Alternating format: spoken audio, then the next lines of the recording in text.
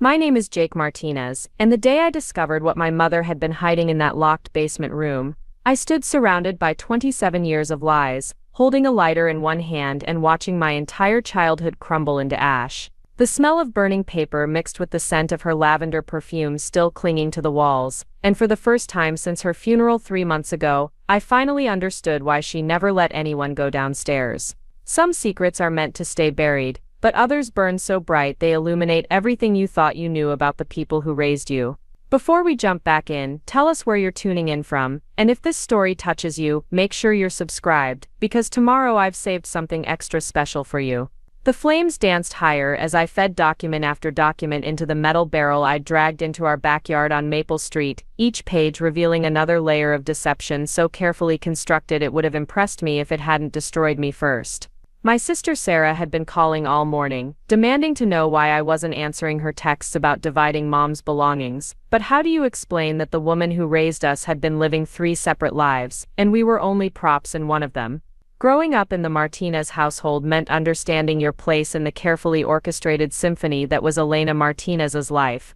My mother had immigrated to Riverside with my grandmother when she was 16, worked her way through night school while cleaning offices downtown, and eventually landed a position as a secretary at Roosevelt Elementary, where she spent the next 30 years becoming the kind of woman everyone called dependable. She had soft brown eyes that crinkled when she smiled, calloused hands from decades of filing and typing, and a voice that never rose above what was necessary to be heard. Sarah, my older sister by 3 years, inherited Mom's natural grace and her ability to navigate social situations like she was born knowing the rules. Even as kids, Sarah could walk into any room and within minutes have every adult eating out of her palm.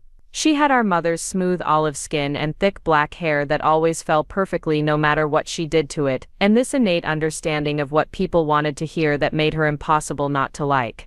Teachers loved her, neighbors asked about her accomplishments, and by high school she was already talking about becoming a real estate agent because she understood that people bought dreams, not just houses.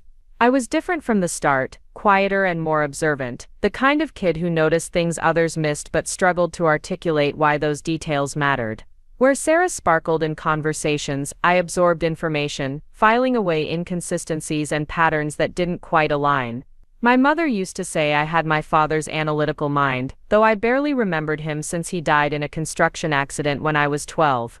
What I did remember was how Mom changed after his death, becoming more guarded, more protective of her privacy, more insistent that some parts of adult life weren't meant for children to understand. The house on Maple Street became our fortress after Dad died, a 1960s ranch-style home with faded yellow siding and an overgrown garden that Mom never had time to properly maintain.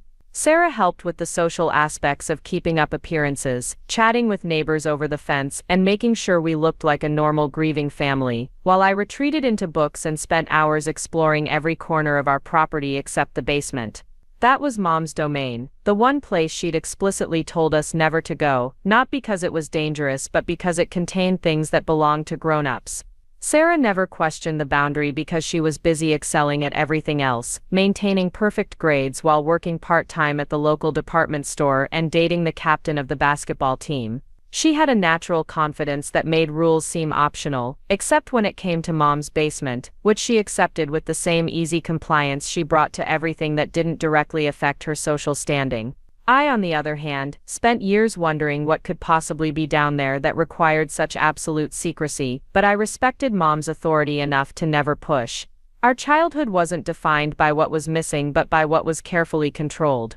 Mom attended every school event, packed our lunches with notes written in her neat handwriting, and made sure we had everything we needed to succeed, but there was always this sense that she was performing motherhood rather than simply being our mother. She asked about our days and celebrated our achievements, but rarely shared stories about her own life before we were born, deflecting personal questions with gentle redirections back to whatever we were doing. The differences between Sarah and me became more pronounced as we got older, not because we didn't care about each other, but because we occupied entirely different universes within the same house. Sarah thrived on external validation and social connection, building networks of friendships that would eventually serve her well in real estate, while I gravitated towards solitary pursuits that allowed me to think without interruption. By the time I was in high school, I'd developed an interest in journalism, spending hours at the Riverside Public Library, researching stories and learning how to ask questions that revealed truth rather than just confirming what people wanted to believe. Mom supported both our interests with equal enthusiasm, driving Sarah to networking events and real estate seminars, while helping me apply for journalism scholarships, but I noticed she was always more comfortable with Sarah's chosen path.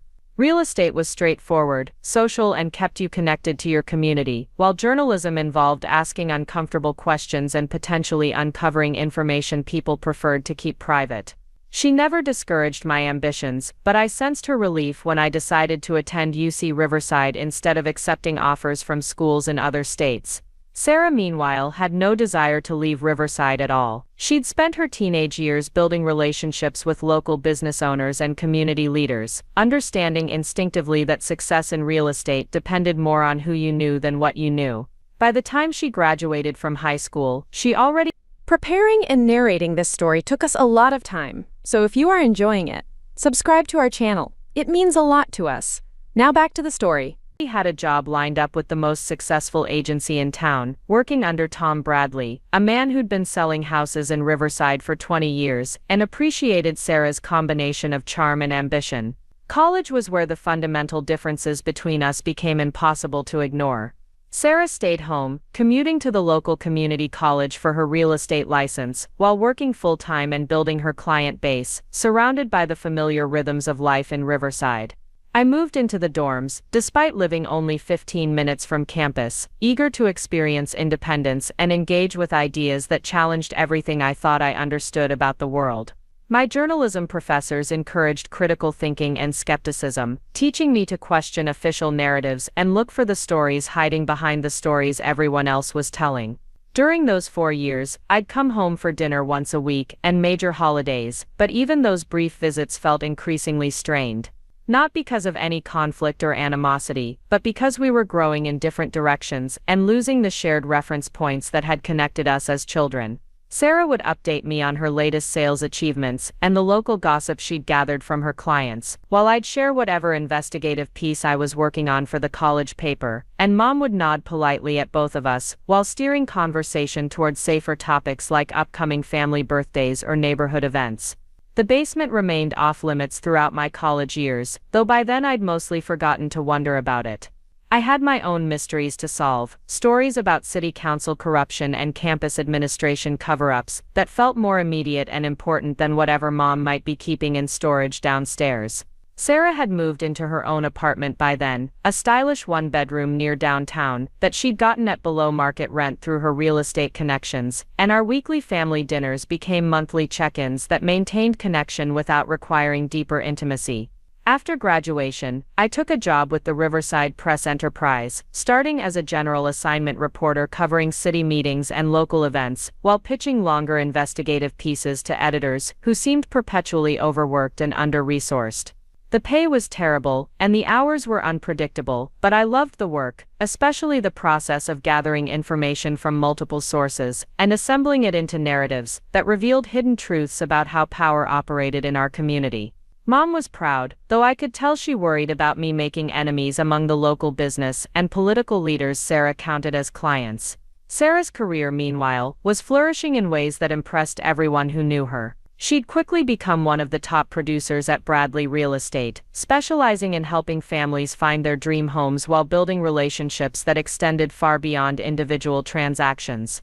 Her clients became friends, her friends became clients, and within 5 years, she'd established herself as someone who could get things done in Riverside's tight-knit community. She bought a house 3 blocks from where we'd grown up, a beautifully renovated craftsman bungalow that she'd secured through an off-market deal, and transformed into something worthy of a home design magazine. Our mother aged gracefully through her 60s, retiring from Roosevelt Elementary with a small pension and settling into a comfortable routine of volunteer work at Sacred Heart Community Center, weekly coffee dates with neighbors, and Sunday dinners that brought Sarah and me together at least once a month. She seemed content, maybe even happy, though I noticed she'd become even more private about her past as she got older, deflecting questions about her childhood in Mexico or her early years in Riverside, with the same gentle but firm redirections she'd mastered when we were kids. The first sign that something was seriously wrong came on a Tuesday morning in March when Maria Rodriguez, our next-door neighbor for 20 years, called to say she hadn't seen Mom for 3 days and was getting worried. I drove over immediately, using the spare key I'd kept since college, and found her collapsed in the kitchen, conscious but unable to speak clearly or move her right arm. The stroke had been massive, the doctor at Riverside General explained, affecting multiple areas of her brain and leaving her with limited mobility and communication abilities that might never fully recover. Sarah and I spent the next 6 weeks taking shifts at the hospital, watching Mom struggle through physical therapy sessions and speech exercises that yielded minimal improvement. The woman who had managed our household with quiet efficiency and maintained her independence well into her 70s was suddenly dependent on others for the most basic tasks, and the frustration in her eyes was heartbreaking to witness. She could understand everything we said, but couldn't find words to respond, communicating primarily through gestures and expressions that we learned to interpret with varying degrees of success. The end came suddenly on a Thursday evening in late April. Sarah and I had both been at the hospital earlier that day, but I'd gone home to shower and change clothes while she stayed to have dinner with Mom. The call came at 9:30, Sarah's voice hollow with exhaustion, as she told me Mom had suffered another stroke during the evening news and was gone before the nurses could stabilize her. I drove back to the hospital in a state of suspended disbelief, not quite able to process that the woman who had been the constant center of our lives for 3 decades was simply no longer there. The funeral at St. Mary's Catholic Church was packed with people whose lives Mom had touched over the years, former students and their parents, colleagues from Roosevelt Elementary, neighbors who remembered her kindness during difficult times, and dozens of others whose connection to our family I couldn't immediately identify. Sarah handled the social aspects with her usual grace, accepting condolences and sharing memories with a composure I envied, but couldn't replicate. I stood beside her, shaking hands and nodding at appropriate moments, but feeling disconnected from the celebration of Elena Martinez's life that everyone else seemed to be participating in. After the burial at Valley View Cemetery, Sarah and I returned to the house on Maple Street to begin the overwhelming process of sorting through 40 years of accumulated belongings. Mom had been organized in life, but she'd also been a keeper of things, and every closet and drawer contained layers of history that would need to be examined, evaluated, and either preserved or discarded. Sarah approached the task with characteristic efficiency, making piles for donation, sale, and personal keepsakes, while I moved more slowly, reading through old letters and studying photographs that offered glimpses into aspects of Mom's life I'd never known about. It was Sarah who first mentioned the basement, 2 weeks after the funeral, as we were finishing the kitchen and discussing our plan for the remaining rooms. She'd been handling the estate sale arrangements, and wanted to know if there was anything downstairs that might be worth including, furniture or appliances that could bring a decent price. I realized with surprise that in all our years of living in the house, neither of us had ever actually been in Mom's basement, respecting her boundaries so completely that it had become invisible. The door was locked, as it had always been, but Sarah had found Mom's keys in her purse and assumed one of them would fit. It took 3 tries to find the right one, a small brass key that turned easily in the old lock, and when the door swung open, we were greeted by darkness and the faint smell of lavender perfume that had been Mom's signature scent for as long as I could remember. The wooden stairs creaked under our weight as Sarah and I descended into what I had always imagined was a typical basement storage area, flashlights in hand, because neither of us could locate a light switch near the entrance. The beam of my phone's flashlight swept across concrete walls and revealed something that made both of us stop moving entirely. This wasn't a basement storage room at all. It was an office, complete with filing cabinets, a desk, computer equipment, and what appeared to be a sophisticated organizational system that had been maintained with the same meticulous care Mom brought to everything else in her life. Sarah found the light switch after feeling along the wall for several seconds, and when fluorescent bulbs flickered to life overhead, we found ourselves standing in a space that felt like stepping into an alternate dimension. The basement had been converted into a professional workspace sometime in the distant past, with industrial carpeting, painted drywall, and acoustic tiles that suggested whoever used this room needed privacy for phone calls or meetings. A heavy wooden desk dominated one corner, its surface clear except for a leather desk pad, and a brass lamp that looked like it belonged in a law office. The filing cabinets were the kind you'd find in any business office, tall metal units, with locks on each drawer, and labels written in Mom's familiar handwriting. But these weren't labels for household documents or family records. They read things like Riverside Development Associates, Municipal Contracts 2015 to 2018, Property Acquisitions, and Legal Correspondence, terms that meant nothing to me, but seemed to make Sarah increasingly uncomfortable as she read them aloud. Along one wall, Mom had installed floor-to-ceiling bookshelves filled not with novels or cookbooks, but with reference materials about real estate law, municipal planning codes, environmental regulations, and business management. Interspersed among the technical manuals were 3 ring binders with dates spanning back 15 years, each one thick with documents that had been hole-punched and organized with the kind of systematic precision that suggested regular use rather than mere storage. The computer setup was equally puzzling. Mom had never shown any interest in technology beyond the basic email and web browsing. She'd learned to help with her job at Roosevelt Elementary, yet here was a desktop system with multiple monitors, a scanner, a printer, and external hard drives that indicated someone who worked extensively with digital files. The computer was password protected, but the monitors were large enough that Sarah and I could see multiple desktop folders with names like RDA Financial Records, Riverside City Planning, and Property Research Database.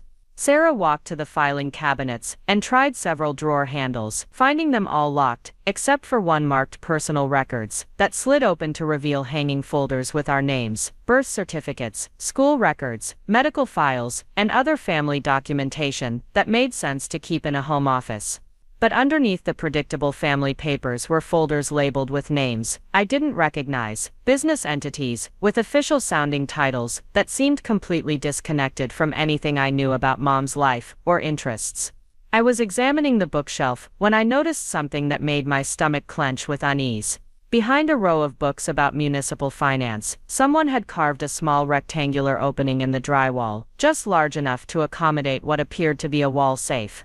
The safe itself was old, probably installed decades ago, with a combination dial and handle that looked like something from a bank vault.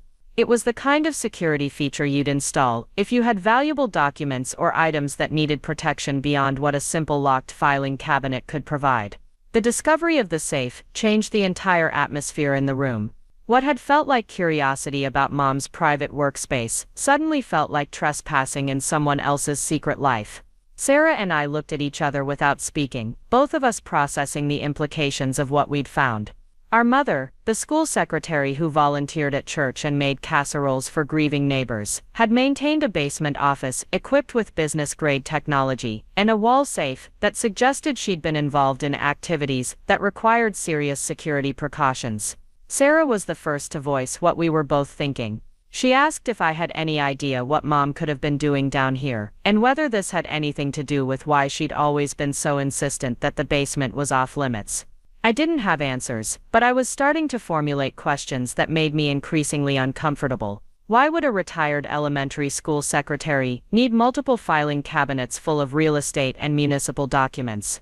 Why did she have a computer system that looked like something from a professional consulting firm? And what was valuable enough to keep in a wall safe that she'd never mentioned to either of her children? We decided to approach the mystery systematically, starting with the unlocked filing cabinet and working our way through whatever information we could access without breaking into secured areas. Sarah took the initiative, pulling out the first hanging folder and spreading its contents across Mom's desk while I examined the computer setup more closely. The folder contained property deeds for addresses throughout Riverside, photocopies of building permits, and correspondence between various real estate developers and city officials about zoning changes and construction approvals. None of the properties listed in the documents were familiar to me, and none were connected to our family's address on Maple Street. But as Sarah read through the correspondence, she started finding references to a business entity called Riverside Development Associates that seemed to be involved in multiple real estate transactions throughout the city. The company had apparently been active for at least 15 years, based on the document dates, and it had been successful enough to acquire properties, negotiate with municipal officials, and coordinate complex development projects. I was examining the external hard drives when Sarah called my attention to a letter that made both of us sit down abruptly. It was correspondence between Riverside Development Associates and the law offices of Chen, Williams and Associates, discussing the transfer of several commercial properties and the distribution of profits from a recent development project. The letter was addressed to Elena Martinez, managing partner, and it referenced previous conversations about reinvesting proceeds into additional Riverside area acquisitions.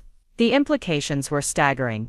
Our mother hadn't just been involved with Riverside Development Associates. According to this documentation, she had been running the company. The woman who had worked as a school secretary for 30 years, who lived modestly in a house that needed repairs, she claimed we couldn't afford, who worried about money constantly and taught us to be careful with every dollar, had apparently been managing a real estate development business that was generating enough profit to warrant correspondence with law firms and discussions about reinvestment strategies. Sarah pulled out another folder, while I tried to process what we'd already discovered.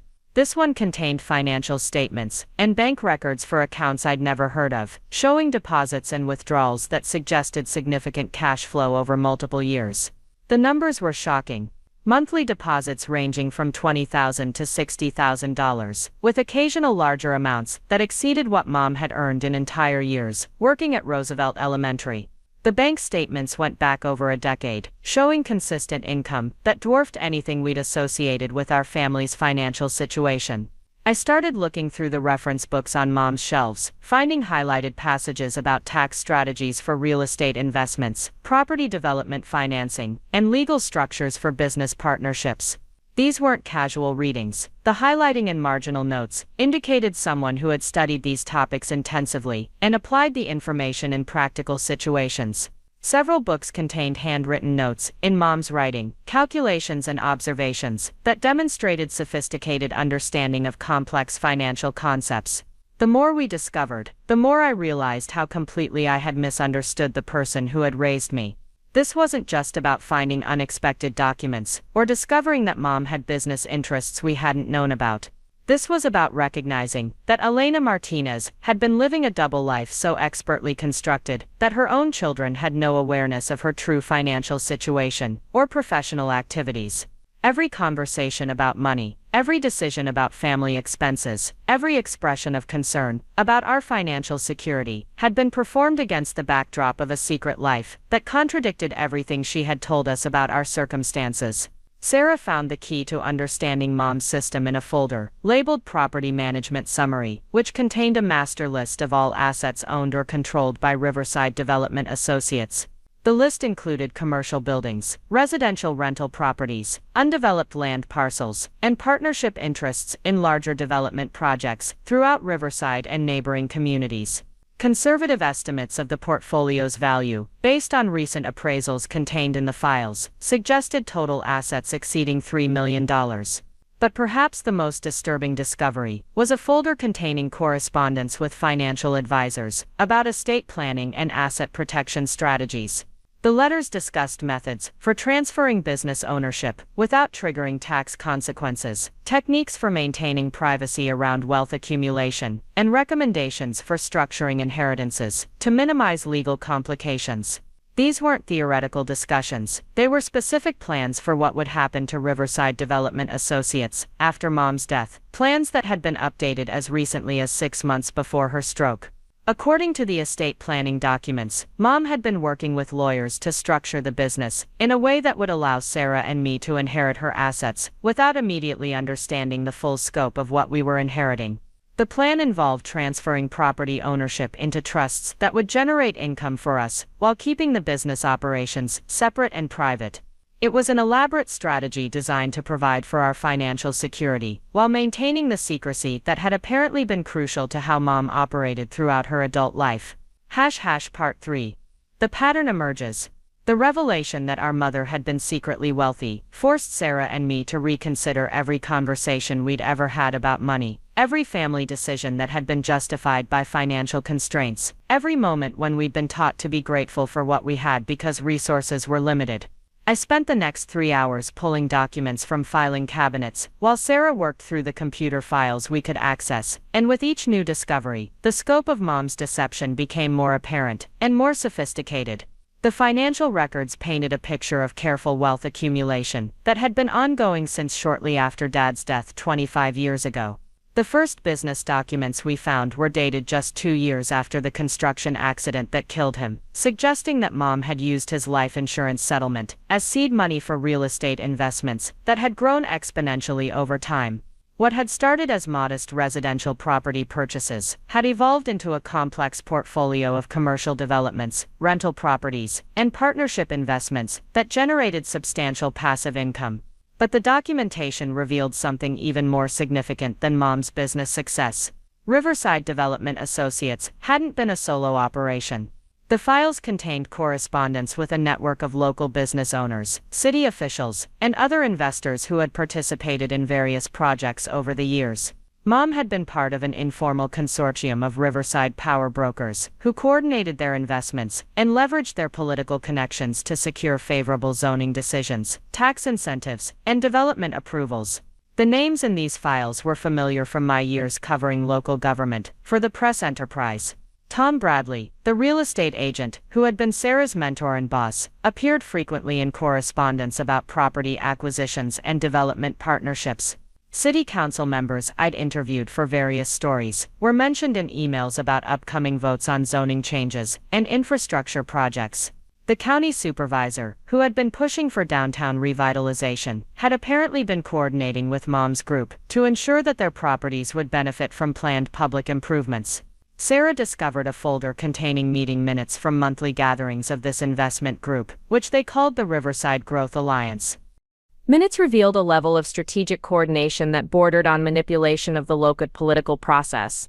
Members would identify promising properties before they came on the market, research planned municipal projects that might affect property values, and coordinate their positions on city council votes to ensure favorable outcomes for their investments. The meeting minutes also revealed Mom's role within this group. She wasn't just a participant, she was often the one organizing meetings, researching municipal plans, and coordinating the group's strategic responses to political developments. Her job at Roosevelt Elementary had provided perfect cover for these activities, giving her a reason to be informed about city planning decisions and school district real estate needs while maintaining a public profile as a humble school employee with no obvious business interests. Reading through years of meeting minutes, I began to understand how Mom had been able to accumulate wealth so quietly and effectively. The Riverside Growth Alliance had been essentially front-running the city's development plans, purchasing properties before public announcements drove up prices and positioning themselves to benefit from infrastructure improvements funded by taxpayers. It was legal, technically, but it involved a level of insider information and coordinated action that felt ethically questionable at best. The scope of the operation was staggering. Over 20 years, the Riverside Growth Alliance had been involved in virtually every major development project in the city. When the downtown transit center was built, they had purchased surrounding properties months before the project was publicly announced. When the city decided to expand the industrial zone, they had already acquired land parcels that would benefit from the zoning changes. When new residential developments were approved, they were typically developed by alliance members or their business partners. Sarah found email correspondence that showed how the system worked in practice. Mom would receive advance information about city planning decisions through her network of contacts, often weeks or months before the information became public. She would research the implications for property values, identify acquisition opportunities, and coordinate the group's response. Individual members would purchase specific properties based on their analysis, and the group would collectively lobby for municipal decisions that would increase their property values. The financial returns had been extraordinary. Properties purchased for tens of thousands of dollars had been sold for hundreds of thousands after strategic municipal improvements increased their value. Undeveloped land acquired cheaply had been rezoned for commercial use and developed into profitable shopping centers and office buildings. Rental properties purchased in declining neighborhoods had been renovated and gentrified as the city invested in infrastructure improvements that drove up property values.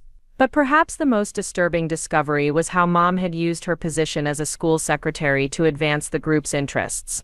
Roosevelt Elementary was located in an area that had been targeted for redevelopment, and Mom had been providing information about the school district's real estate plans to her investment partners.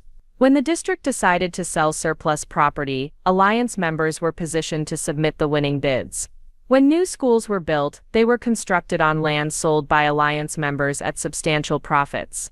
The documentation showed that Mom's annual income from Riverside Development Associates had consistently exceeded her salary from the school district by factors of 10 or more. In recent years, as properties were sold and developed, her investment returns had reached levels that placed her among the wealthiest residents of Riverside.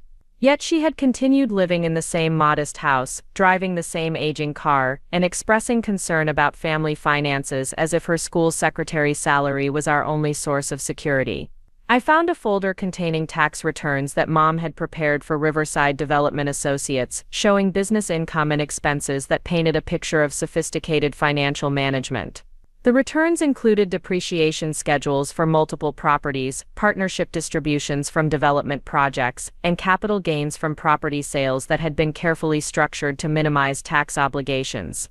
These weren't the tax returns of someone dabbling in real estate investment, they were the documents of a professional property developer who understood complex tax strategies and employed them effectively. Sarah discovered correspondence with financial advisors about diversification strategies and risk management that showed Mom had been thinking about her wealth in institutional terms rather than personal ones.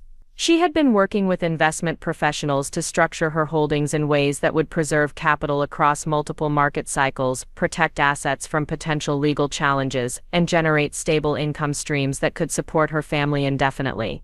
The emails with financial advisors also revealed Mom's concerns about maintaining privacy around her wealth. She had specifically requested investment structures that would minimize public disclosure requirements and keep her name off property ownership records whenever possible. The advisors had recommended using limited liability companies, family trusts, and other legal entities to obscure the true ownership of her assets while maintaining her control over investment decisions. Perhaps most shocking was discovering that Mom had been using her position at Roosevelt Elementary to gather intelligence about other families' financial situations. She had access to student records that included family income information, employment data, and home addresses that allowed her to identify potential investment opportunities in specific neighborhoods. When families faced financial difficulties and needed to sell their homes quickly, Mom's investment group was often positioned to make immediate cash offers below market value. The more I read, the more I realized that Mom's entire public persona had been carefully constructed to conceal a level of wealth and influence that would have changed how everyone in Riverside viewed our family. The modest house, the concern about expenses, the emphasis on education and hard work as paths to financial security. All of it had been performance designed to maintain the cover that allowed her business activities to continue undetected. Sarah and I worked through the afternoon and into the evening, trying to comprehend the scope of what we were discovering. By the time we took a break for dinner, we had identified real estate holdings worth over $3 million, business partnerships with most of the prominent developers in Riverside, and investment returns that had made Mom one of the wealthiest women in the city. Yet neither of us had ever suspected that our family had resources beyond what a school secretary's salary could provide. Part 4, The Deeper Truth. The decision to try opening Mom's wall safe came after we'd exhausted all the unlocked filing cabinets and realized that the most sensitive information was probably stored behind the combination lock she'd never shared with anyone. Sarah suggested we try significant dates from family history and anniversaries, Dad's death date, while I examined the safe more carefully to understand what we were dealing with. It was an older model, probably installed in the 1980s, with a 3-number combination that would require patience and luck to crack without professional help. My third attempt succeeded when I tried Mom's birth date in reverse order, the tumblers clicking into place with satisfying precision. The safe door swung open to reveal a space packed with documents, cash bundles, and what appeared to be additional storage devices containing digital files.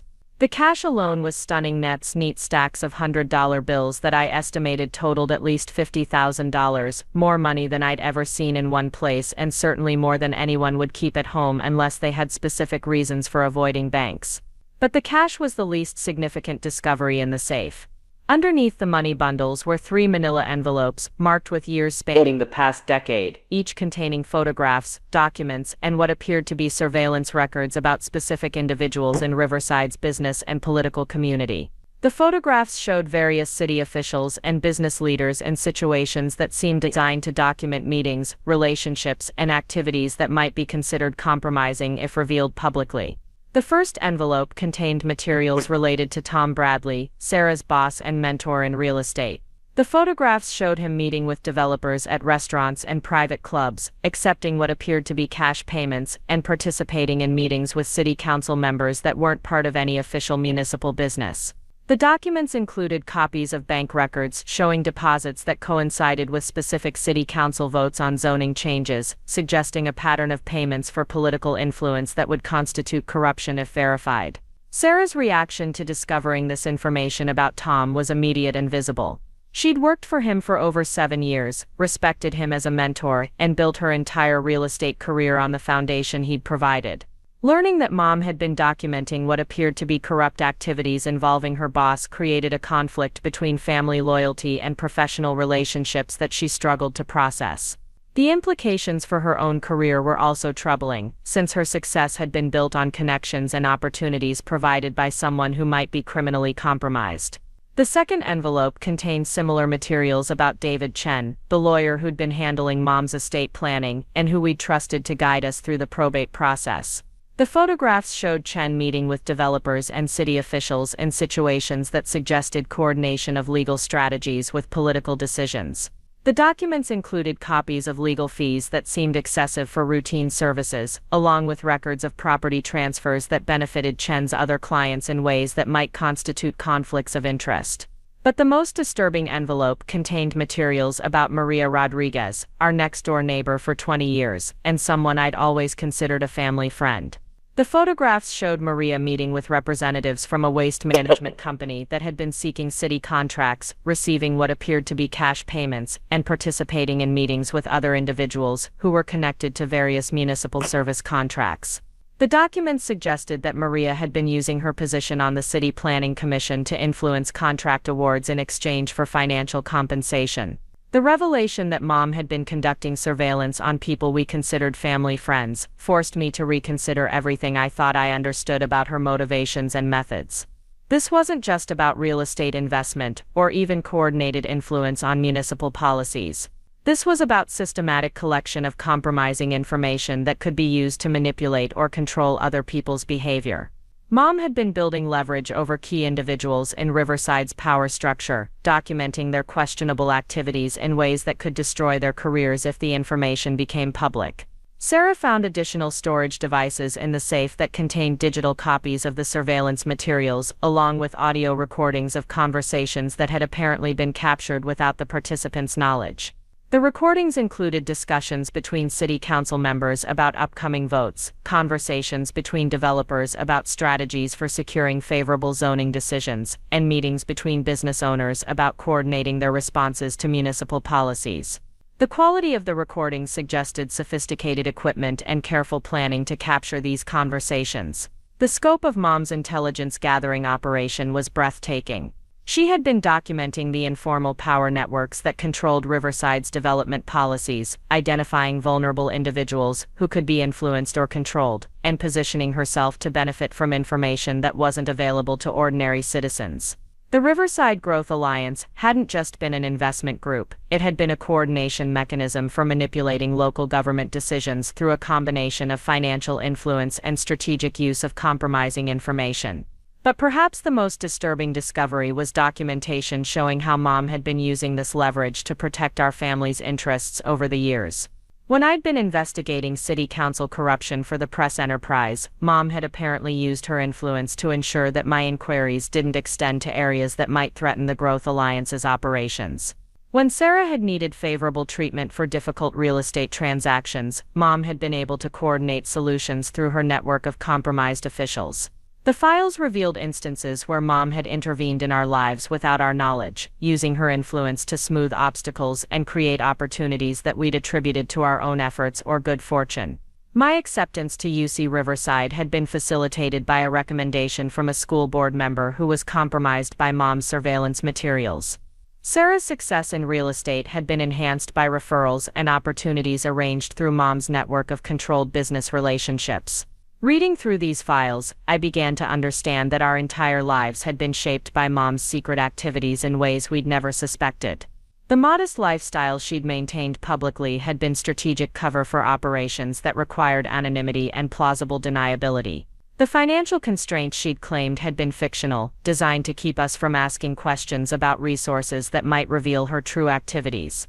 Even our career choices had been influenced by her need to maintain control over information and relationships that supported her business interests. The most chilling discovery was a file labeled Succession Planning that outlined Mom's strategy for transferring her operations to Sarah and me after her death.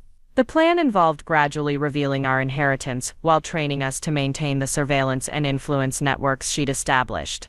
We were supposed to inherit not just wealth but responsibility for continuing the systematic manipulation of Riverside's political and business environment that had made that wealth possible. According to the succession planning documents, Mom had been preparing to bring Sarah into the operation directly, using her real estate connections as a foundation for expanding the Growth Alliance's influence over property development throughout the region. My journalism background was supposed to provide intelligence gathering capabilities and media influence that could protect the group's interests when their activities attracted public attention. We were intended to become the next generation of a family business built on corruption and manipulation. The documentation included detailed assessments of our personalities, skills, and potential contributions to the operation that revealed how carefully Mom had been observing and evaluating us throughout our lives. She had noted my investigative instincts and analytical abilities as assets for intelligence gathering, while identifying Sarah's social skills and relationship-building talents as perfect for expanding their network of influence. Even our career choices and personal relationships had been evaluated for their potential utility to the family's secret business interests. Sarah and I spent the rest of the evening reading through materials that systematically destroyed our understanding of the woman who had raised us. Every memory of Mom teaching us about honesty and integrity was contaminated by evidence of her sophisticated deception. Every conversation about working hard and following rules was revealed as hypocrisy designed to maintain cover for activities that violated both legal and ethical standards. The foundation of our moral education had been provided by someone who was simultaneously operating a complex criminal enterprise. Part 5. The Weight of Truth. By midnight, Sarah and I had spread the contents of Mom's safe across the basement office, creating a comprehensive map of corruption that implicated dozens of Riverside's most prominent citizens in activities ranging from influence peddling to tax evasion to outright bribery. The scope of the documentation was overwhelming, representing years of careful surveillance and intelligence gathering that had given Mom unprecedented influence over the city's political and business environment. But perhaps more disturbing than the breadth of the corruption was recognizing how completely we'd been manipulated by someone we'd trusted absolutely. The succession planning documents revealed that Mom had been observing and evaluating Sarah and me for years, not as children to be loved and guided but as potential assets to be developed for future use in her operation. She had encouraged my journalism career because she believed investigative skills would be useful for gathering intelligence on political figures and business competitors. She had supported Sarah's real estate interests because those relationships would provide cover and expansion opportunities for the Growth Alliance's activities. Every significant decision in our lives had been influenced by considerations we'd never known about. When I'd been considering job offers from newspapers in other cities, Mom had steered me toward staying in Riverside by expressing concerns about leaving family and emphasizing the value of contributing to our local community. When Sarah had been dating someone Mom considered unsuitable, she had orchestrated situations that revealed his character flaws and encouraged the relationship to end naturally. Our dating relationships, career choices, and major life decisions had all been subject to manipulation designed to align our development with her long-term operational needs. The financial records showed that Mom had been supporting both of us indirectly for years through mechanisms we'd never recognized. My mortgage approval had been facilitated by a bank executive who was compromised by Mom's surveillance materials. Sarah's real estate commissions had been enhanced by referrals from clients who were part of Mom's influence network. We'd attributed our professional successes to our own efforts, never realizing that Mom had been orchestrating advantages and removing obstacles through her control over key individuals in our community. Perhaps most disturbing was discovering documentation about our personal relationships that revealed how extensively Mom had been monitoring and manipulating our social connections. She had background checks performed on everyone we dated seriously, using private investigators to gather information about their families, financial situations, and potential vulnerabilities. When she identified relationships that might interfere with her plans or expose our family to unwanted scrutiny, she had found ways to sabotage them through strategic revelation of embarrassing information or creation of conflicts that led to natural breakups. The surveillance materials included photographs and documents about my former girlfriend Jessica, who had broken up with me 3 years ago after discovering what she claimed was evidence that I'd been unfaithful. The documentation revealed that Mom had arranged for Jessica to receive falsified evidence of infidelity, including photographs that had been digitally manipulated to show me in compromising situations with other women. The breakup had been devastating for me, but according to Mom's notes, Jessica had been considered a security risk because her father worked for the state attorney general's office and might have initiated investigations into Riverside's political corruption. Sarah discovered similar materials about her own relationships, including documentation showing how Mom had sabotaged her engagement to Marcus 2 years ago. Sarah had never understood why Marcus had suddenly become convinced that she was too career-focused to commit to marriage, but the files revealed that Mom had orchestrated a series of conversations and situations designed to create exactly that impression. Marcus had been eliminated as a potential son-in-law because his work in federal law enforcement might have exposed the family's secret activities to unwanted federal attention. The realization that our romantic relationships had been systematically manipulated by someone we trusted created a level of betrayal that went beyond discovering Mom's business activities. This wasn't just about secret wealth or political corruption, this was about fundamental violations of our autonomy and privacy that had shaped the most intimate aspects of our lives. Mom had been treating us as assets to be managed rather than children to be loved, making decisions about our happiness and future based on operational security considerations rather than our well-being. The documentation also revealed how Mom had been using our unknowing participation in her activities to gather intelligence and maintain her influence networks. When I'd interviewed city officials for newspaper stories, she had debriefed me about their responses and demeanor, looking for information that might indicate vulnerability to pressure or signs that they were aware of the Growth Alliance's activities. When Sarah had socialized with other real estate professionals, Mom had questioned her about their business practices and client relationships, gathering intelligence that could be used to identify new opportunities or potential threats. We had been unwitting intelligence assets for years, providing Mom with information and access that enhanced her ability to manipulate Riverside's business and political environment. Our professional relationships had been evaluated for their intelligence value, our social connections had been assessed for operational security implications, and our personal conversations had been mined for information that could be used to advance the Growth Alliance's interests. The trust we'd placed in Mom as our mother had been exploited to make us participants in activities we would never have knowingly supported. The succession planning documents outlined specific roles that Sarah and I were supposed to assume after being gradually introduced to the family's secret business. Sarah was intended to expand the real estate investment operation throughout Southern California, using her industry connections to identify opportunities and build relationships with developers and municipal officials in other cities.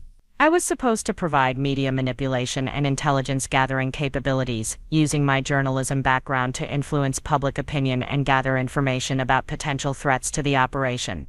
The plan included detailed strategies for maintaining the family's public reputation while expanding their secret influence over regional development policies. We were supposed to maintain modest public profiles while secretly coordinating a network of compromised officials and business leaders across multiple jurisdictions. The goal was to create a regional power structure that could influence development decisions across Southern California, generating wealth and political influence that could be passed down to future generations. But Mom's death had disrupted the carefully planned transition process, leaving us to discover her activities through accident rather than gradual revelation. The succession planning documents suggested that she had intended to begin bringing us into the operation within the next year, starting with limited involvement in real estate investments and gradually revealing the full scope of the family's activities as we demonstrated reliability and commitment to maintaining operational security. Reading these plans, I realized that Mom had been preparing to destroy our innocence and integrity just as comprehensively as she had destroyed our understanding of her character.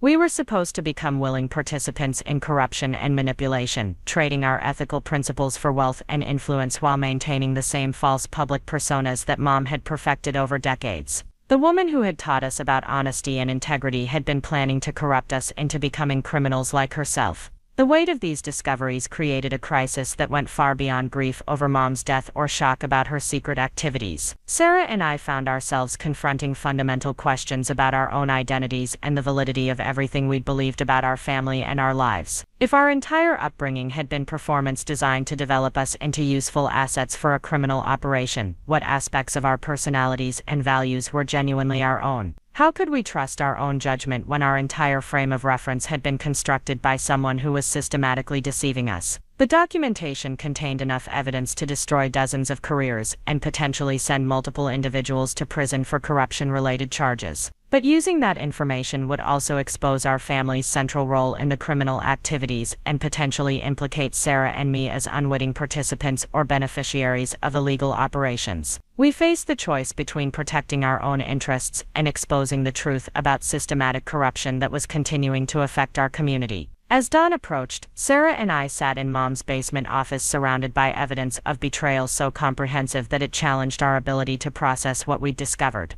The woman we'd loved and trusted had been a stranger whose entire relationship with us had been manipulated for purposes we'd never suspected. Our lives had been shaped by considerations we'd never known about, our relationships had been sabotaged for reasons we'd never understood, and our future had been planned without our knowledge or consent. The decision about what to do with this information would determine not just our own futures but the futures of everyone whose illegal activities Mom had documented. We held the power to expose widespread corruption or to continue the cover-up that had protected these activities for decades. But first we had to decide whether we could live with the knowledge of who our mother really was and what she had done to the people she claimed to love. The morning after our devastating discovery in Mom's basement office, Sarah and I made the decision to confront the people whose names appeared most frequently in the surveillance files. We needed to understand the full scope of what we'd inherited and determine whether the criminal activities were ongoing or had died with Mom. The first person on our list was David Chen, the family lawyer who had been guiding us through the probate process while apparently being compromised by Mom's intelligence-gathering operation.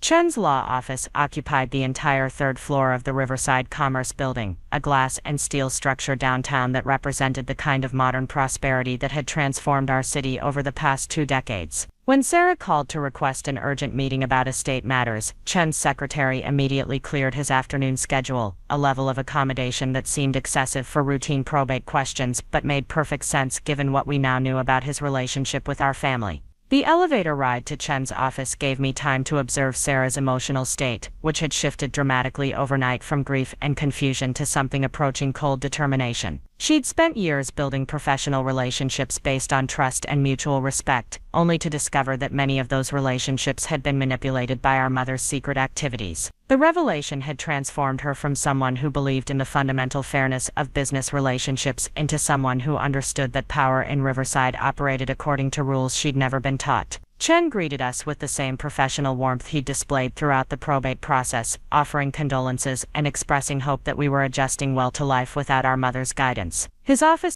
was decorated with awards from various legal organizations and photographs showing him with prominent political figures, visual representations of the influence and respect he'd cultivated throughout his career. But knowing what we knew about his activities made these displays of professional achievement feel like elaborate theater designed to conceal corruption. Sarah took the initiative in confronting Chen, spreading several of Mom's surveillance photographs across his conference table without explanation or preamble. The photographs showed Chen accepting what appeared to be cash payments from representatives of development companies, meeting with city council members in private settings that weren't part of any official municipal business, and participating in discussions about coordinating legal strategies with political decisions. The images were clear enough that Chen's participation in questionable activities was undeniable. Chen's reaction confirmed that he understood exactly what the photographs represented and why we were showing them to him. His professional composure collapsed immediately, replaced by the kind of panic that comes from realizing that carefully concealed activities have been documented and could be used to destroy everything he'd built. He asked where we'd obtained the photographs and whether anyone else had seen them, questions that revealed his primary concern was limiting exposure rather than explaining or justifying his actions. I took over the conversation at that point, explaining that we'd discovered extensive documentation of his activities in Mom's files and asking him to help us understand how the system had operated while she was alive. Chen initially attempted to deny any wrongdoing, suggesting that the photographs could be misinterpreted and that his meetings with various individuals had been entirely legitimate. But when Sarah showed him copies of bank records documenting payments that coincided with specific legal actions he'd taken, his denials became impossible to maintain. The story that emerged from our conversation with Chen revealed how Mom had used her intelligence-gathering capabilities to create a network of controlled relationships that extended far beyond the Riverside Growth Alliance. She had identified vulnerabilities in key professionals throughout the city, documented their questionable activities, and then leveraged that information to secure favorable treatment for herself and her associates. Chen had been providing legal services to the Growth Alliance at below-market rates while using his influence to facilitate transactions that might not have survived scrutiny from more ethical attorneys. But Chen's cooperation with Mom hadn't been entirely voluntary. The surveillance materials included evidence of tax evasion and client fund misappropriation that could have destroyed his legal career and resulted in criminal prosecution. Mom had used this leverage to ensure Chen's loyalty, while providing him with enough business and financial benefit that the arrangement felt more like partnership than extortion.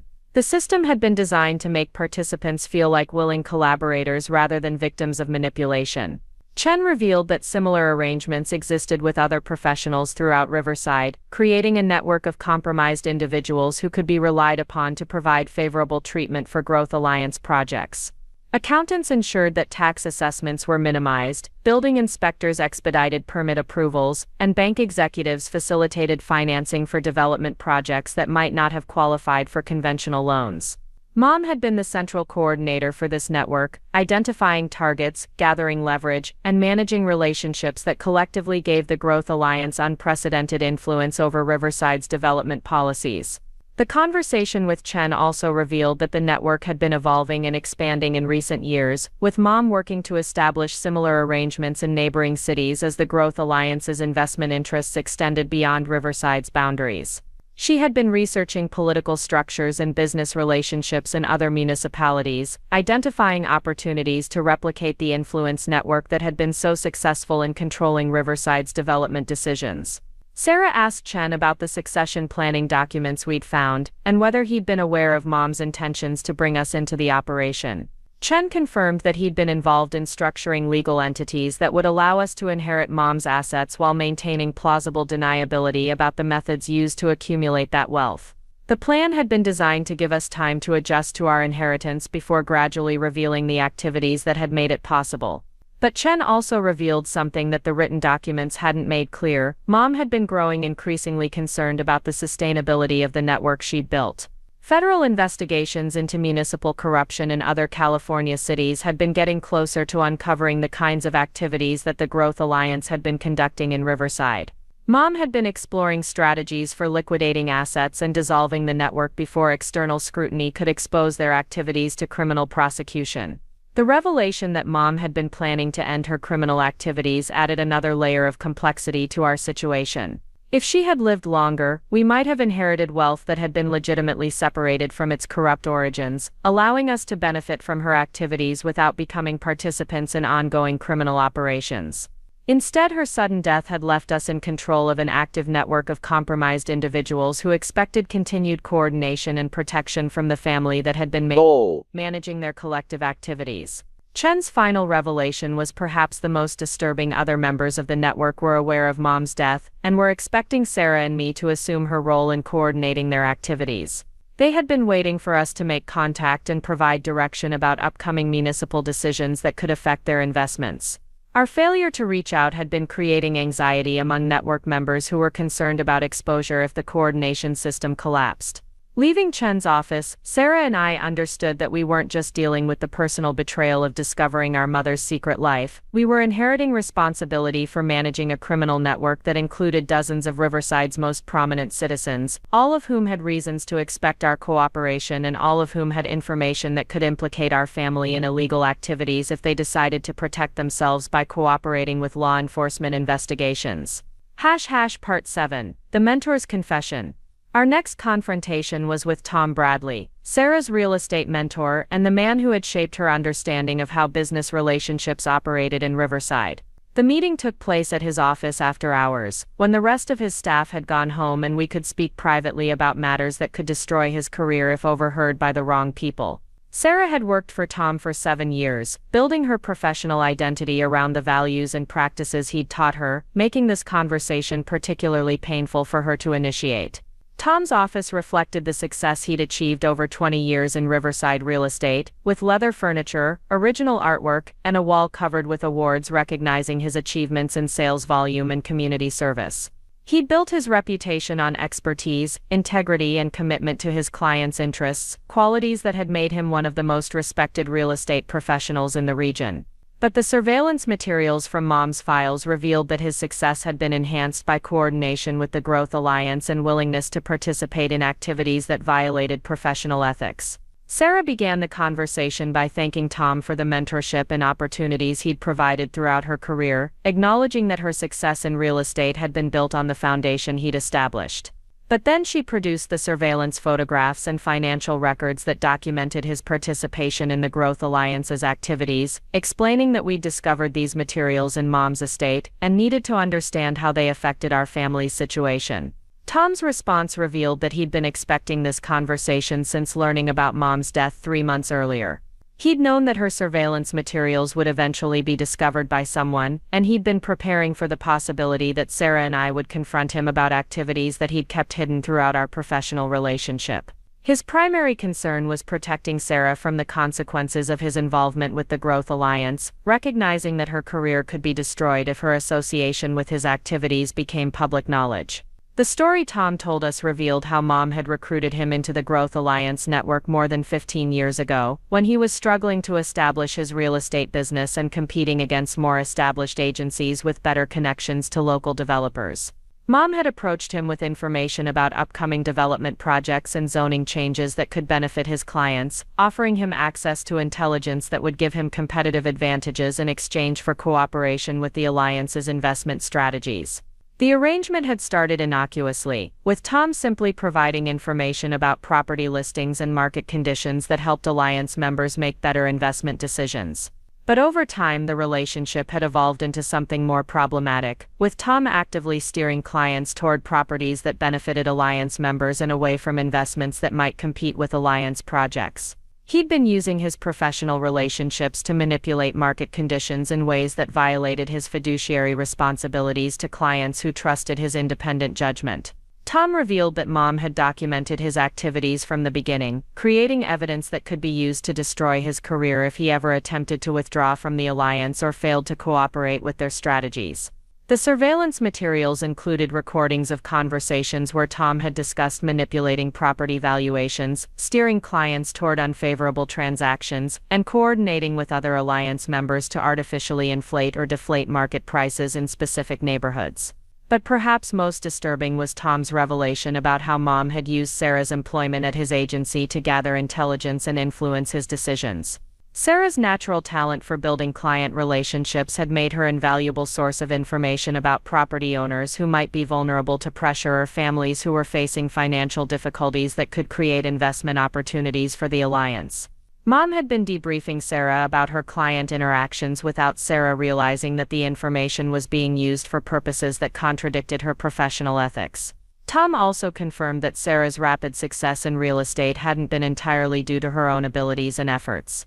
Mom had arranged for Alliance members to provide referrals and opportunities that accelerated Sarah's career development, creating a track record of success that established her credibility and reputation in the local market.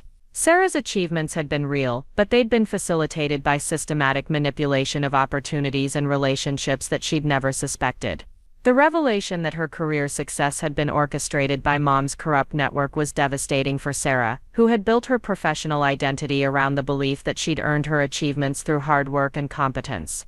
Learning that her mentor had been manipulating her relationships and that her mother had been using her as an unwitting intelligence asset forced her to question everything she thought she understood about her own capabilities and professional relationships. Tom's confession also revealed the scope of the Alliance's influence over Riverside's real estate market. They had been coordinating activities that affected property values throughout the city, manipulating zoning decisions and infrastructure investments to benefit their holdings while disadvantaging property owners who weren't part of their network. The cumulative effect had been to systematically transfer wealth from ordinary homeowners and small investors to Alliance members who had insider information and coordinated strategies. But Tom also provided information that hadn't been clear from the written documents we'd found in Mom's files. The alliance had been facing increasing pressure from federal agencies that were investigating municipal corruption in California cities, and Mom had been developing contingency plans for protecting network members if their activities attracted official attention. The plans included strategies for destroying evidence, coordinating alibis, and ensuring that no individual member could be pressured into providing information that would implicate others.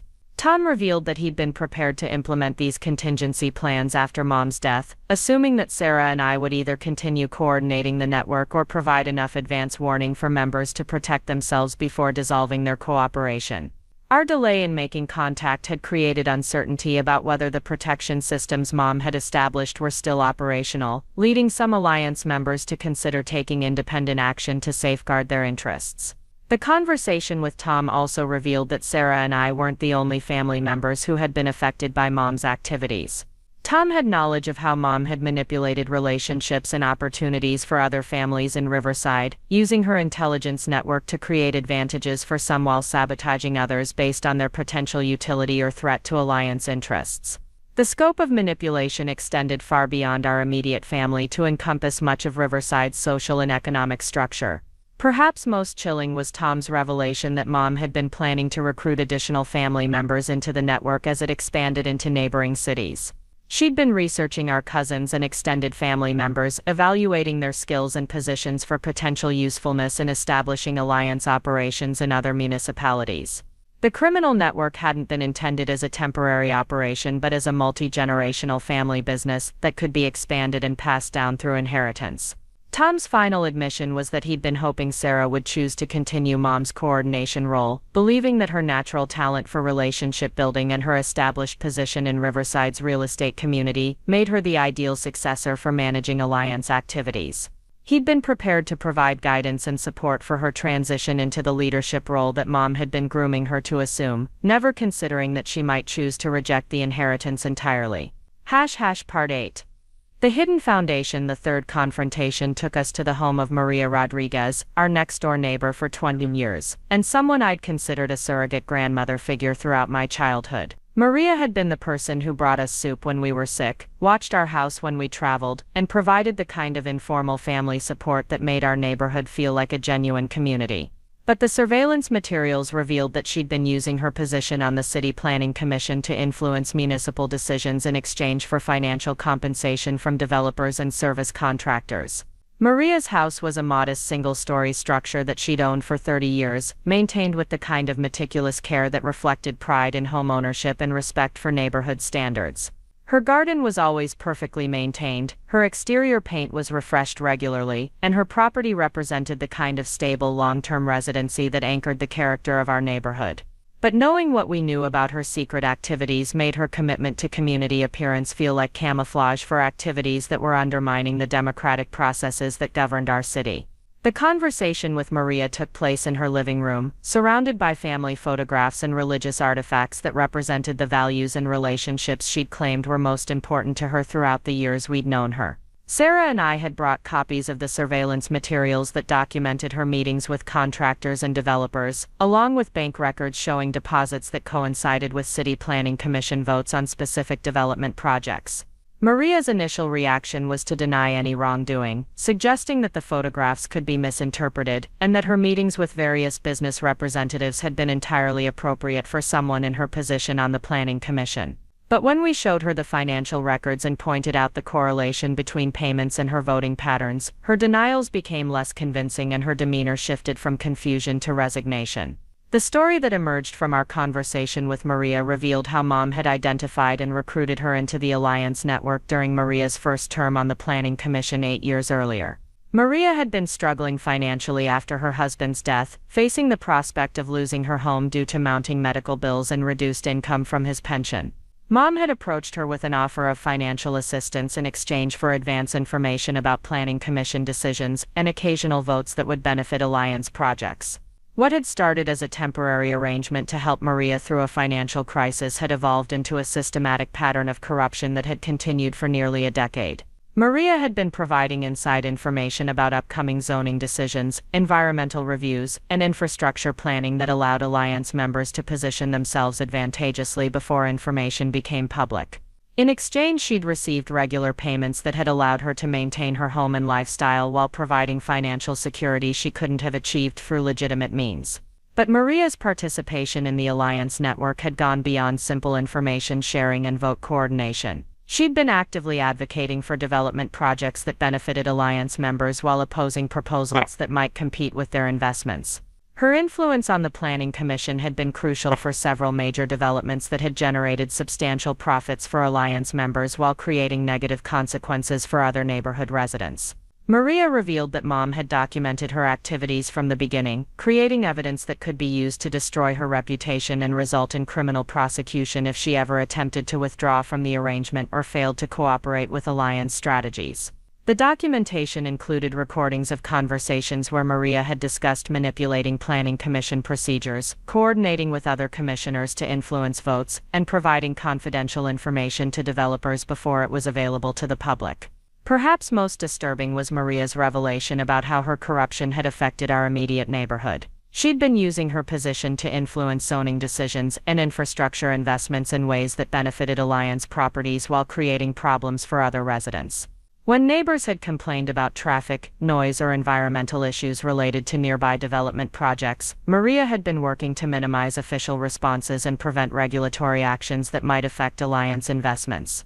The conversation with Maria also revealed how Mom had been using neighborhood relationships to gather intelligence about residents' financial situations, family circumstances, and potential vulnerabilities that could be exploited for Alliance purposes. Maria had been sharing information about neighbors who were facing financial difficulties, family problems, or other circumstances that might create opportunities for Alliance members to acquire properties below market value or influence residents' positions on municipal issues. Maria's confession included details about how the Alliance had been systematically manipulating neighborhood dynamics to advance their investment strategies. They'd been encouraging gentrification in some areas while preventing improvements in others, based on their holdings and development plans. The cumulative effect had been to reshape Riverside's residential patterns in ways that maximized Alliance profits while displacing longtime residents who couldn't afford the changes that were being imposed on their communities. But Maria also provided information about Alliance activities that extended beyond real estate investment into other areas of municipal policy that affected residents' daily lives. She revealed that Alliance members had been influencing decisions about public transportation, utility services, and educational facilities based on how those policies would affect their property values and business interests, rather than community needs. The revelation that Maria had been betraying neighborhood trust while pretending to be a caring community member was particularly painful for me, since I'd grown up considering her an extension of our family. Learning that she'd been sharing information about our neighbors with people who intended to exploit that information for profit forced me to reconsider every interaction we'd had over the years, and question whether any of her expressions of care and concern had been genuine.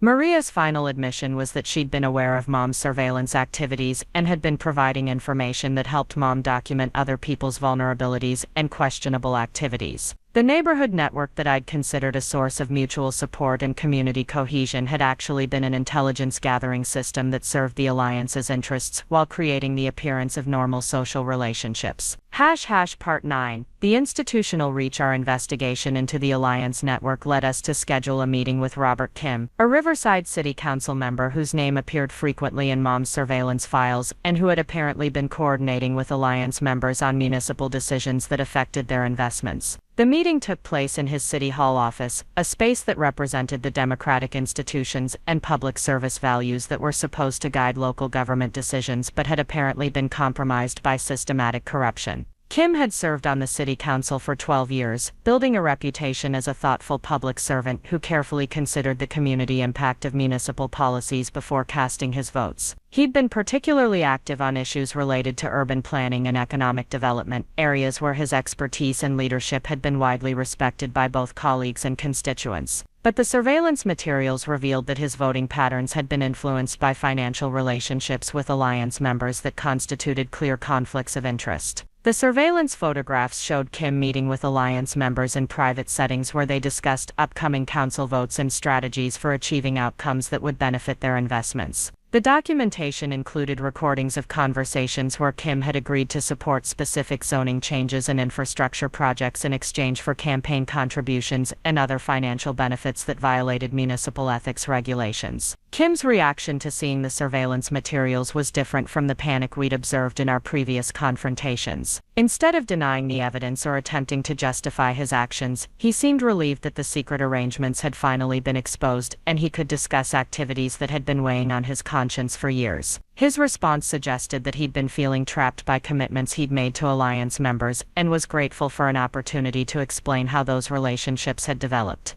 The story Kim told us revealed how Mom had approached him during his first campaign for city council 15 years earlier, offering campaign support and political expertise that had been crucial for his electoral success. At the time, Kim had been a political newcomer running against established candidates with better name recognition and more extensive fundraising networks. Mom's offer of assistance had seemed like generous community support from someone who believed in his potential for public service. But the campaign support had come with expectations that weren't made explicit until after Kim had won the election and begun his service on the city council. Mom had approached him with requests for advance information about upcoming votes and occasional support for municipal decisions that would benefit her associates' investments. The requests had been presented as opportunities to support local economic development and create jobs for Riverside residents, making them seem consistent with Kim's campaign promises and public service goals. Over time, the relationship had evolved into something that Kim recognized was inappropriate but felt unable to escape without destroying his political career and disappointing constituents who had come to rely on his representation. Mom had gradually increased her requests for cooperation while documenting his compliance in ways that could be used to expose his violations of ethics regulations if he ever attempted to withdraw from their arrangement. Kim revealed that similar relationships existed between Alliance members and other elected officials throughout Riverside's municipal government, creating a network of coordinated influence that affected virtually every major policy decision made by the city council. The Alliance had been able to shape municipal budget priorities, infrastructure investments, and regulatory policies to benefit their interests while maintaining the appearance of democratic decision-making processes. The systematic corruption of Riverside's municipal government had allowed the Alliance to secure favorable treatment for their development projects while preventing regulatory actions that might have protected community interests or environmental resources. They'd been able to obtain tax incentives, zoning variances, and infrastructure improvements that enhanced their property values while shifting costs to taxpayers who weren't aware that public resources were being used to subsidize private profits. Kim's confession also revealed how the Alliance had been manipulating electoral processes to ensure that their influence over municipal government would continue regardless of which candidates won future elections. They'd been providing campaign support to multiple candidates in each race, ensuring that whoever won would feel obligated to cooperate with their requests for favorable treatment on municipal decisions. The conversation with Kim also exposed how the Alliance's influence extended beyond Riverside into county and state government levels, where they'd been building relationships with officials who could affect regional policies that impacted their investments. Mom had been coordinating with Alliance members to influence decisions about transportation funding, environmental regulations, and economic development incentives that were made by governmental entities with jurisdiction over multiple municipalities. But perhaps most disturbing was Kim's revelation about how the Alliance had been using their influence over municipal government to retaliate against individuals or organizations that opposed their interests. They'd been able to manipulate code enforcement, tax assessments, and permit processes to create problems for people who had criticized their development projects or supported political candidates who weren't willing to cooperate with their agenda. Kim provided specific examples of how the Alliance had used municipal authority to punish opponents and reward supporters in ways that violated constitutional principles about equal treatment under law. Business owners who had opposed Alliance projects had faced intensive regulatory scrutiny and bureaucratic obstacles that made it difficult for them to operate successfully. Residents who had complained about Alliance developments had found themselves dealing with city services problems and permit delays that created expensive complications for home improvements or business operations. The revelation that Riverside's municipal government had been systematically corrupted to serve the Alliance's private interests rather than community needs forced Sarah and me to reconsider our understanding of how democratic institutions were supposed to function. The voting processes, public hearings, and regulatory procedures that were supposed to ensure fair and transparent decision-making had been manipulated to create the appearance of democratic governance while serving the interests of a small group of connected insiders. Part 10. The Federal Connection. Our final confrontation before making our decision about how to handle Mom's legacy involved a meeting with Lisa Thompson, a federal banking regulator whose name had appeared in some of the most sensitive surveillance materials we'd discovered. The meeting took place at a coffee shop in downtown Los Angeles, far enough from Riverside to avoid attracting attention from anyone who might recognize us together. Thompson had agreed to the meeting after Sarah had contacted her using information from Mom's files, suggesting that we had materials that might be relevant to federal investigations into municipal corruption. Thompson's involvement with the Alliance Network was different from the local officials and business people we'd confronted previously. As a federal regulator, she had authority over banking policies and enforcement actions that could affect financial institutions throughout Southern California. Her cooperation with Alliance members hadn't involved direct participation in local corruption but rather providing advance warning about federal investigations and regulatory actions that might threaten their activities. The surveillance materials revealed that Thompson had been meeting with Alliance representatives to discuss federal investigation priorities and enforcement strategies that could affect their operations. She'd been providing information about which banks were under scrutiny for suspicious transactions and which types of financial activities were attracting federal attention, allowing Alliance members to adjust their practices to avoid detection. Thompson's cooperation with the Alliance had been secured through different leverage than Mom had used with local officials. Rather than documenting compromising activities, Mom had identified Thompson's financial vulnerabilities and provided assistance that created obligations for future cooperation. Thompson had been struggling with medical bills for her daughter's chronic illness, and Mom had arranged for anonymous financial assistance that had continued for several years. But the relationship had evolved beyond financial assistance into something that compromised Thompson's professional integrity and violated federal regulations about information sharing with private parties. She'd been providing Alliance members with advance notice about federal investigations that might affect their banking relationships and regulatory actions that could impact their ability to finance development projects. Thompson's information had been particularly valuable because it allowed Alliance members to restructure their financial activities before federal agencies could identify patterns that might trigger investigations. They'd been able to modify their banking relationships, alter their transaction patterns, and adjust their business structures to avoid the kind of scrutiny that had exposed similar corruption networks in other California cities. The conversation with Thompson revealed that federal agencies had been aware of potential corruption in Riverside for several years but had been unable to gather sufficient evidence to justify intensive investigations. The Alliance's ability to adjust their activities based on Thompson's information had allowed them to stay ahead of federal scrutiny while continuing their influence over local government decisions. But Thompson also provided information that changed our understanding of the timeline and scope of Mom's activities.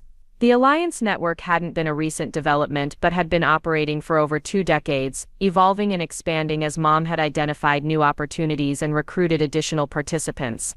The wealth and influence we'd discovered represented the culmination of a long-term strategy that had been carefully developed and implemented over most of Mom's adult life.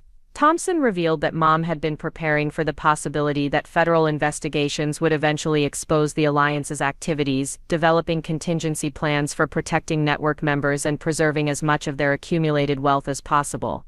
The succession planning documents we'd found had been part of a larger strategy for transitioning the network's operations to the next generation while maintaining the secrecy that had protected their activities from detection. The federal connection also revealed that the Alliance's influence had extended far beyond Riverside into a regional network of similar operations that were coordinating their activities across Southern California. Mom had been participating in a larger conspiracy that involved corrupt officials and business leaders in multiple cities, creating a web of influence that affected regional development policies and investment patterns. But perhaps most significantly, Thompson confirmed that federal agencies were planning to announce major corruption investigations in several California cities within the next few months, including investigations that would likely expose activities similar to what the Alliance had been conducting in Riverside. The timing meant that any decision Sarah and I made about revealing Mom's activities would occur in a context where federal attention was already focused on municipal corruption issues. Thompson's final revelation was that she'd been prepared to provide information to federal investigators about the Alliance's activities if she'd been granted immunity from prosecution for her own violations of federal regulations. Mom's death had complicated this potential cooperation because Thompson no longer had access to current information about Alliance operations and wasn't sure whether the evidence she could provide would be sufficient to justify immunity agreements. The meeting with Thompson forced Sarah and me to recognize that our decision about how to handle Mom's legacy would have implications that extended far beyond our family or even Riverside's local community. We were holding evidence that could contribute to federal investigations affecting multiple cities and potentially expose a regional network of corruption that had been operating for decades. But we also understood that revealing the information would inevitably expose our family's central role in activities that had violated both legal and ethical standards. We faced the choice between protecting ourselves and contributing to investigations that might prevent similar corruption from continuing in other communities. The weight of that decision would determine not just our own futures but our understanding of what we owed to the community that had been systematically betrayed by people they'd trusted to serve their interests. 3 weeks after our final confrontation with Lisa Thompson, Sarah and I stood in Mom's basement office for what we knew would be the last time, surrounded by 27 years of meticulously documented corruption that had shaped our entire lives without our knowledge. The weight of what we'd discovered had transformed us from grieving children trying to honor their mother's memory into reluctant guardians of secrets that could destroy dozens of lives and expose systematic betrayal of public trust that had affected thousands of Riverside residents. The decision we faced wasn't simply about whether to reveal Mom's activities to law enforcement agencies, it was about choosing between two fundamentally different versions of who we wanted to be as human beings. We could protect ourselves and the people whose lives Mom had documented by maintaining the silence that had protected the Alliance network for over 2 decades. Or we could sacrifice our own security and potentially destroy our community's faith in its institutions by exposing the truth about how power had really operated in Riverside throughout our entire adult lives. Sarah had spent the previous 3 weeks struggling with the revelation that her entire real estate career had been built on foundations of corruption and manipulation that she'd never suspected. Every client relationship she'd developed, every professional achievement she'd earned, and every aspect of her success had been tainted by the knowledge that she'd been an unwitting participant in activities that had violated the trust of people who had relied on her expertise and integrity. The woman who had built her identity around helping families find their dream homes had discovered that she'd been part of a system that had systematically exploited those same families for profit. I had been grappling with my own professional crisis, recognizing that my journalism career had been shaped by Mom's influence in ways that had prevented me from uncovering the very corruption that should have been my responsibility to expose. The investigative instincts I'd thought were my own had been carefully channeled away from areas that might have threatened the Alliance's activities. The sources I'd trusted and the stories I'd pursued had been selected to maintain the appearance of independent journalism while ensuring that my reporting never threatened the network Mom had spent decades building. The surveillance materials contained enough evidence to support federal prosecution of dozens of individuals for corruption, fraud, tax evasion, and conspiracy charges that could result in lengthy prison sentences. Bank records documented millions of dollars in improper payments, photographs showed officials accepting bribes, and recordings captured conversations where participants explicitly discussed illegal activities. The evidence was comprehensive enough that conviction would be virtually certain for anyone whose activities had been documented in Mom's files. But using that evidence would also expose our family's central role in coordinating the criminal network and potentially implicate Sarah and me as beneficiaries of illegal activities even though we'd been unaware of their existence. Federal prosecutors might view our inheritance of wealth generated through corruption as sufficient justification for charging us with crimes, particularly given the sophisticated nature of Mom's operation and the length of time it had been active. We faced the possibility that exposing the truth might result in our own prosecution and imprisonment. The succession planning documents revealed that Mom had been preparing for exactly this scenario, developing strategies for protecting Sarah and me from legal consequences if the Alliance network was ever exposed. She'd structured our inheritance through legal entities that would provide plausible deniability about our knowledge of the source of our wealth, and she'd prepared documentation that would support claims that we'd been victims of her deception rather than willing participants in her activities. But the protection Mom had attempted to provide depended on maintaining the fiction that we'd been completely unaware of her activities until after her death. If we chose to reveal the surveillance materials to law enforcement agencies, we would be admitting knowledge that could undermine the legal protections she'd established. We might be trading the Alliance members' freedom for our own exposure to criminal prosecution. The moral complexity of our situation was compounded by recognizing that many of the people whose activities Mom had documented weren't evil individuals who had set out to become criminals. They were ordinary people who had made compromised decisions when faced with financial pressures, political ambitions, or professional challenges that had seemed to justify cutting ethical corners.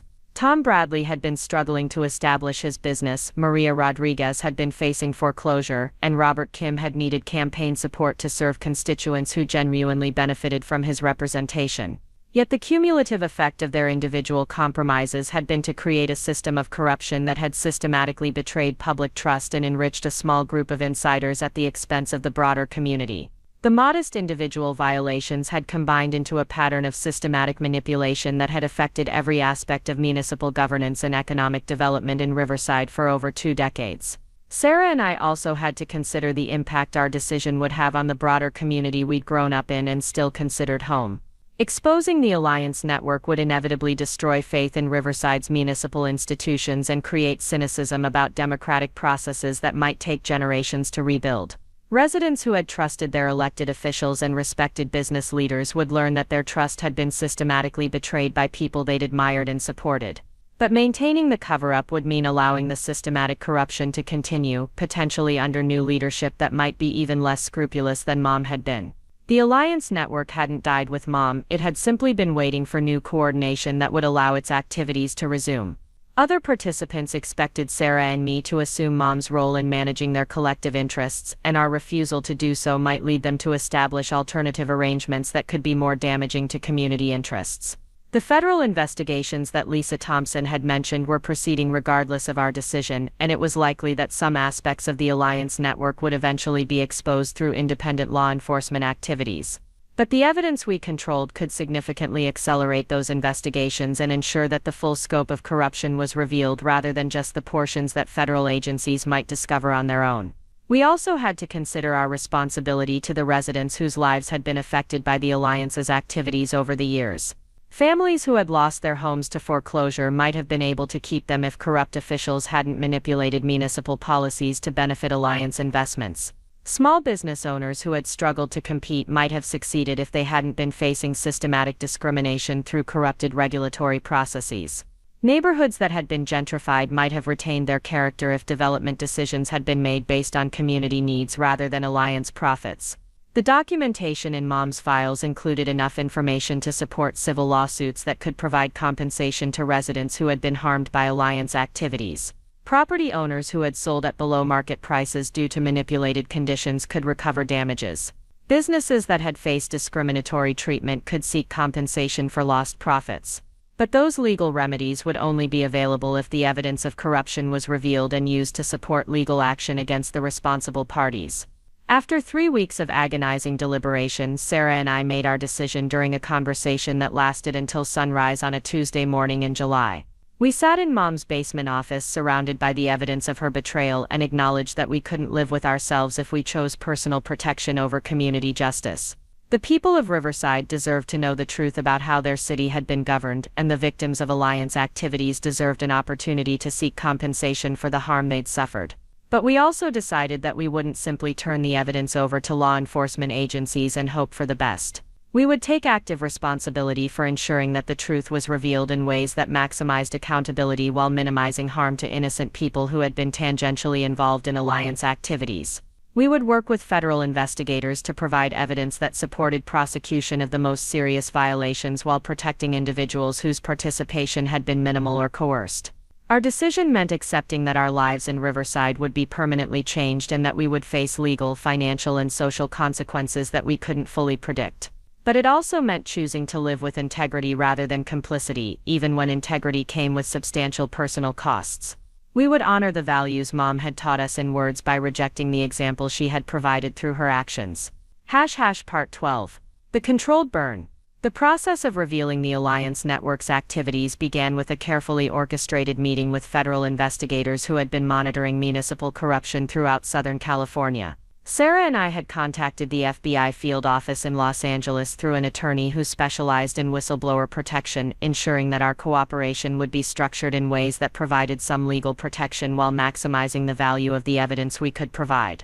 The meeting took place in a conference room at the Federal Building in downtown Los Angeles with lead investigators Special Agent Patricia Reeves and two other agents who had been working corruption cases in multiple California cities. We brought copies of the most significant surveillance materials from Mom's files along with financial records and correspondence that documented the scope of the Alliance Network's activities over more than 2 decades. Agent Reeves confirmed that federal agencies had been aware of potential corruption in Riverside but had been unable to gather sufficient evidence to justify the intensive investigations that would be necessary to expose systematic violations. The evidence we provided would allow them to seek search warrants and subpoenas that could uncover additional documentation while building cases against individuals whose activities we'd documented.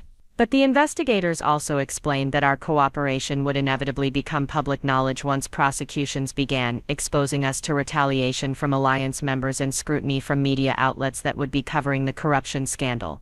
We would need to prepare for the possibility that our entire lives would be examined by journalists, investigators, and community members trying to understand our family's role in the activities that were being exposed. The federal investigation moved quickly once it began, with search warrants executed simultaneously at dozens of locations throughout Riverside and neighboring cities. The coordinated raids targeted Alliance members' homes and offices, municipal buildings where compromised officials worked, and financial institutions where corrupt transactions had been processed.